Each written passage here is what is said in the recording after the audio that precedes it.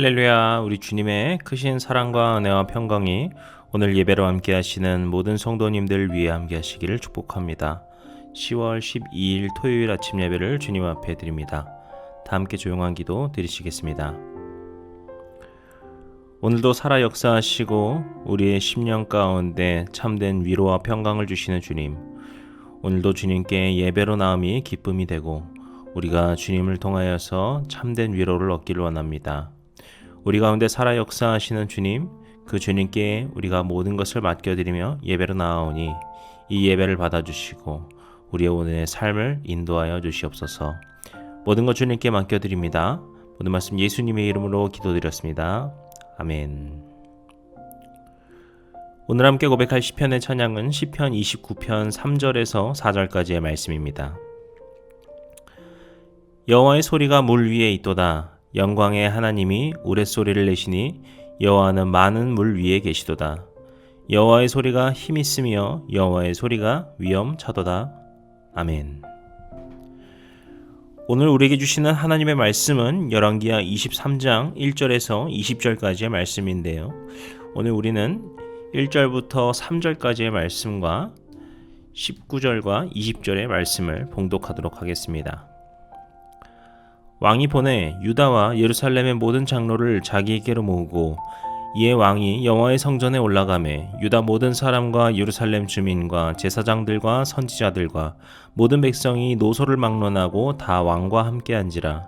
왕이 여호와의 성전 안에서 발견한 언약책의 모든 말씀을 읽어 무리의 귀에 들리고 왕이 단 위에 서서 여호와 앞에서 언약을 세우되 마음을 다하고 뜻을 다하여 여호와께 순종하고 그의 계명과 법도와 율례를 지켜 이 책에 기록된 이 언약의 말씀을 이루게 하리라 하매 백성이 다 그 언약을 따르기로 하니라. 19절부터 읽겠습니다. 전에 이스라엘 여러 왕이 사마리아 각 성읍에 지어서 여호와를 경노하게 한 산당을 요시야가 다 제거하되 베델에서 행한 모든 일대로 행하고 또 거기 있는 산당의 제사장들을 다 제단 위에서 죽이고 사람의 해골을 제단 위에서 불사르고 예루살렘으로 돌아왔더라. 아멘. 우리는 어제 요시야가 종교개혁을 시작하게 되는 그 발단을 보았습니다.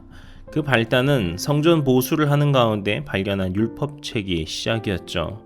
그 율법책의 내용과 지금 유다가 행하는 죄악들을 놓고 볼 때 이제 이런 유다에게 남은 것은 하나님의 진노구나라는 것을 요시야가 깨닫게 되면서 이제 유다의 종교개혁이 필요하다는 것을 깨닫고 그가 종교개혁을 시작하게 됩니다. 오늘은 그 본격적인 종교개혁의 이야기들을 살펴볼 텐데요. 1절 보시면은 먼저 요시야는 전역에 있는 장로들을 부릅니다. 저는 전역에 있는 장로들을 불렀다라고 하는 그 점에서 요시야는 정말 이 종교개혁의 중요한 점을 잘 알고 있구나라는 생각이 들었는데요. 이 부분에서 두 가지 중요한 포인트가 있다고 저는 생각됩니다. 첫 번째는 전역에 있는 장로들을 불렀다라고 하는 것이 전국적인 거대한 변화를 위한 준비를 하고 있다라는 겁니다. 사실 그 당시에 유다 정도의 크기의 국가는요, 전국적으로 어떤 일을 하기는 어렵습니다. 지금 우리가 현대 사회에 오더라도요, 기본적으로 우리는 계속 수도권 중심으로 무언가를 하게 되죠. 때문에 당시에도 이 수도를 벗어나고 나면은 이 왕의 통치권이 그 통치력이 닿기가 매우 어려웠습니다. 그런데 그러한 문제 때문에 생기던 것이 그 각 지역에 있었던 그 산당 문화들을 없애지 못하였다라고, 그것을 제어하지 못하였다라고 우리가 지난번에도 나눈 바가 있죠. 요시야가 바로 이 부분을 정확하게 짚고 있던 것입니다. 그래서 이것을 그냥 예루살렘에서 하는 종교개혁으로 하고 그것을 전국에도 알려라라고 하면은 이것이 되지 않는다는 걸 알고 있었던 겁니다. 그래서 이거는 유다 전역에서 변화가 필요한 것이다. 그래서 유다 전역에 있는 모든 장로들을 불렀다. 지도자들이라고 볼 수 있는 그들을 불렀다라고 할 수 있는 것이죠. 그리고 또 하나의 포인트는 무엇인가 하면요, 요시야가 독단적으로 일을 하지 않고 협력을 하였다라는 거예요. 앞서 말씀드린 것처럼 가장 일이 쉽게 되는 걸로 보면은요, 그냥 예루살렘에서 이런 종교개혁을 할 거다라고 선포하고요, 그냥 각 지역에다가 그렇게 하겠다라고 알리기만 하면 됩니다. 그런데 그리고 실제로 이 요시아의 그 왕의 지위를 생각해 보면은 그냥 자기 마음대로 해도 상관없었을 거예요. 하지만 요시아는 그 전국의 장로들을 불러서 자신의 뜻을 밝히고 그들이 함께 협력할 것을 구하면서 그들과 함께 그렇게 일을 하고 있는 것을 우리가 알 수 있는 거예요. 그리고서 이제 요시아는 사람들이 모인 곳에서 말씀을 낭독하게 되죠. 그 말씀을 통하여서 이제 우리가 이런 하나님의 죄악으로부터 벗어나서 하나님께 범한 그 죄로부터 벗어나서 우리가 이제 의롭게 거룩하게 살아야 된다는 것을 다짐했다라고 볼 수 있을 것 같습니다. 그렇게 모든 백성들과 함께 이런 다짐을 합니다. 그들이 어떠한 정치적인 목적으로 어떤 나라를 통치하고자 이런 일을 하는 것이 아니라 하나님의 말씀으로 순종한다는 것을 다시금 기억하면서 그들이 이런 결의를 한다는 점이 참 아름답게 보인 것 같습니다.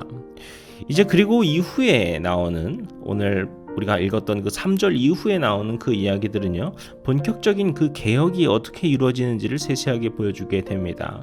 그리고 이 과정들에서 보게 되면요, 와, 유다에 정말 우상들이 많이 있었구나라는 것을 알 수 있는데요. 바알, 아세라 이 정도가 아니라 하늘의 해와 달과 별 등을 섬기는 일월 성신도 있고요. 몰렉이라고도 불리는, 여기서는 몰록이라 나오는 몰록신도 있고, 아스타롯 있죠, 그모스 있죠, 밀곰이 있죠. 정말 많은 우상신들이 있었다라는 것을 알 수 있습니다. 그리고 그 각 우상들에 해당하는 또한 수많은 산당들, 우상 숭배를 위한 산당들이 존재하고 있음을 우리는 이 말씀에서 또한 볼 수 있습니다. 그리고 이제 지금까지 이 유다에서 해결하지 못했던 이 산당 우상 숭배의 문제를 드디어 요시아 때에 이르러 이 종교 개혁을 통하여서 모두 부숴버리고 태워버리고 해서 뿌리째 뽑아버리는 그것을 우리는 볼 수 있습니다. 그 중에서도 우리가 또 중요한 것을 보게 되면은 15절 말씀에 나오는데, 15절 말씀 같이 읽겠습니다. 또한 이스라엘에게 범죄하게 한 느밧의 아들 여로보암이 베델에 세운 제단과 산당을 왕이 헐고 또 그 산당을 불사르고 빻아서 가루로 만들며 또 아세라 목상을 불살랐더라. 아멘. 우리가요, 이 열왕기서를 볼 때마다 이 북이스라엘 왕들을 말하면은 계속해서 북이스라엘에 벌어지는 문제가 무엇입니까? 이 왕들 중에 그 어느 누구도 북이스라엘의 초대 왕이었던 여로보암이 행하였던 죄, 베델의 금송아지 제단을 쌓아서 그곳에서 예배드리게 하였던 그 죄악으로부터 해결하지 못했다. 느밧의 아들 여로보암의 죄로부터는 벗어나지 못했다. 이걸 계속해서 이야기하고 있었습니다. 그리고 결국 그것을 해결하지 못한 채 북이스라엘이 멸망한 상황인데요. 이제 유다에서 요시아 때에 이르러서 드디어 이 여로보암의 제단을 헐고 불살르게 되어서 그 해결하지 못했던 죄악을 드디어 끊어낸 것을 우리가 볼 수 있습니다. 그렇게 결론적으로 오늘 본문은 요시아의 개혁이 어떻게 끝났다고 말하고 있습니까? 19절을 보시면은 전에 북이스라엘 여러 왕이 여호와를 경노게 하게 하였던 그 산당들을 요시아가 다 제거하였다. 그리고 그 모든 우상 숭배를 주도하고 지켜왔던 우상의 제사장들을 죽였다. 그렇게 북이스라엘과 남유다 전역에 퍼져 있었던 죄악으로 얼룩진 산당 문화를 드디어 말끔히 없애버리는 요시아의 종교 개혁을 볼 수 있습니다. 저는 오늘 그래서 이 말씀을 보면서 이러한 도전을 받습니다. 우리도 이런 요시아와 같은 종교 개혁의 사람이 되면 좋겠다 하는 바람이죠. 그리고 그 도전인 것이죠. 제가 말하는 여기서 종교 개혁이라는 것은 막 우리가 어디에서 뭔가 깃발 꽂고 다 때려 부수고 그런 이야기는 아닙니다. 우리가 가정이나 교회 혹은 우리가 속한 그 어디에서든 그곳에 오랜 시간에 걸쳐 스며들어 있는 그 죄악된 문화들, 그것들이 자연스럽게 자리하고 있는 경우가 참 많이 있습니다. 교회 모임에서 믿음의 이야기가 아니라 돈이나 인간관계 같은 세속적인 이야기들 하는 문화들이 자연스럽게 자리 잡혀버리는 경우가 있고요. 혹 가정에서는 가족이라는 그 이름하에 서로 함부로 말하는 그런 문화들이 자연스럽게 자로잡혀 있는 경우도 있습니다. 친구들을 만났을 때에도 친구들과 건강하게 만나면 좋을 텐데 친구들 가운데서 거룩하지 못한 일들이 너무나도 자연스럽게 일어나는 문화들이 또한 있기도 합니다. 그렇게 너무도 오랜 시간 자연스럽게 계속해와서 어찌할지 모르겠는 그런 죄악된 문화들이 우리 삶의 자리에 곳곳에 있을 것입니다. 우리가 그러한 문제들을 어쩔 수 없지라고 치부하는 것이 아니라 그냥 살다 보면 그런 거지로 포기하는 것이 아니라 이 요시아의 종교개혁과 같이 그것을 문제의식을 가지고서 그것을 말끔히 끊어낼 수 있는 그런 사람이 바로 종교개혁의 사람이 아닌가 저는 생각을 합니다. 사랑하는 성도 여러분, 오늘 우리의 하루의 삶의 그 모든 자리들, 그것을 주님 앞에 거룩함으로 드리실 수 있고 또 주님께 기쁜 마음으로 나아갈 수 있는 모든 성도님들과 예배자들 되시기를 주님의 이름으로 축복합니다. 기도하시겠습니다. 오늘도 우리 가운데 말씀하여 주시는 주님의 은혜에 감사드립니다. 오늘 이 요시아의 종교개혁과 같이 주님 우리 삶을 그렇게 거룩해 하여 주시옵소서.